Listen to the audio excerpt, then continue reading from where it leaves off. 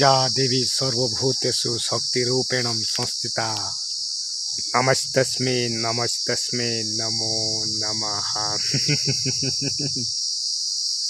मो राजा सुरेन्द्र केशरींकर ज्येष्ठ पुत्र शांत मु हेबी मणिपुर राज्यर उत्तराधिकारी पितांकर शासन अंते मु हेबी मणिपुर राज्यर उत्तराधिकारी।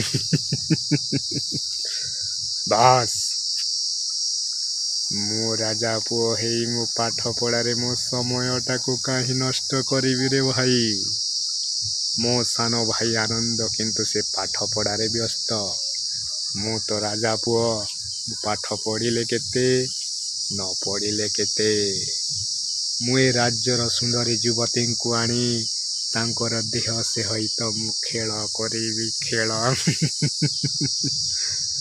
पाप पुण्य मुहि विचारी भी नहीं विलास व्यसने निश्चिंत रे रही करी राज्य शासन मानिबिनी धर्म करम।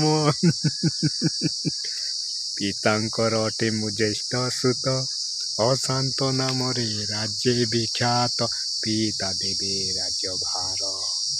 एही राज्य हेब मोर राज्य हेले राजा पालिबी मु प्रजा। राज्य हेले राजा पालिबी मु प्रजा लेखे रहित ज्ञान मानिबिनी धर्म करम। बस वर्तमान रो परिस्थिति रे मो मुंडटा टिके टीण हो जाइछि। टीण एई अशांतर मनटा को मते शांत करिबा पई मो पिला दिन रो साथी अंजलि पाखकु जीवाकु हबो भाई। भाई रे मु सबु जगार शांत भाई हेले झियो आउ टंका देखिले मु पूरा हो जाए अशांत। ठीक अच्छी वर्तमान एई क्षणी मु मधुबाला पाखरे जाई मोर अशांतर मनटा को मु शांत करिबी।